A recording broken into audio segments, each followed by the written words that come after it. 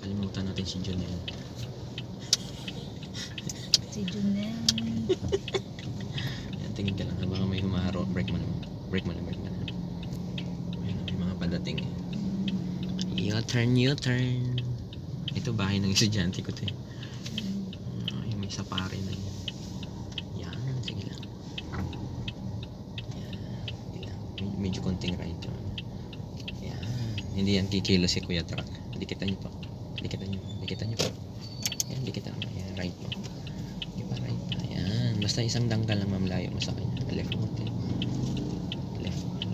Left pa. Sige pa. Yan. Tapos yung likod natin, ma'am, dito sa likod ni Kuya Truck. Left konti pa. Yan. Para straight. Lingonin nyo, ma'am. Mataas naman si Kuya Truck, yung makikita mo yan. Yan, brake pa. Stop. Yan. Sige nga. Para may parallel pa. Tapos, Reverse mo na, ma'am. Reverse. Tapos isang turn lang sa right. ganyan. Yan.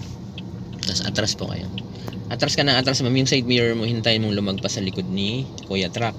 Tapos yung balikat mo, or yung katawan mo, itapat mo sa plate number niya. Hanapin natin yung plate number niya sa gilid. Anong i-align ko kay truck? Yung side mirror, yung side mirror po ilagpas niyo sa likod niya. Kasi lang plate number, dapat yung katawan mo itapat mo sa plate number. Ang problema ngayon, yung plate number niya nasa gilid. Okay. Dapat sa gitna.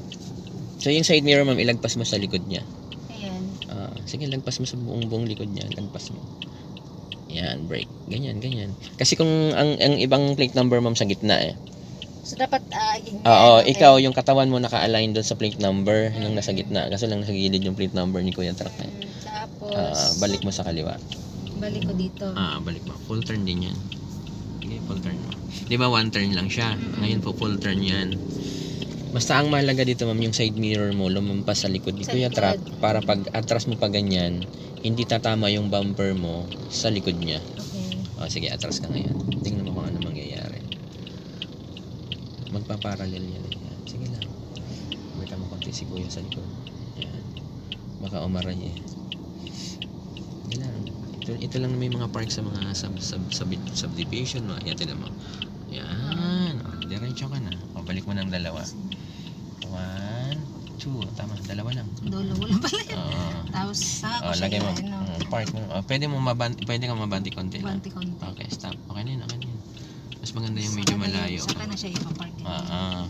Ang Ang problema ko, kuya, kasi yung sa bahay namin, kunyari ito yung gate, tapos papark kasi ako ng diretso, konti lang yung space. Pwede naman akong lumiko papunta dito, kaso harap na yun ng door. So gusto ko dito lang straight. Yung sukat niya talaga, sakto lang. May konting allowance, pero sakto lang. Ang problema ko ngayon, ito yung gate kunyari namin.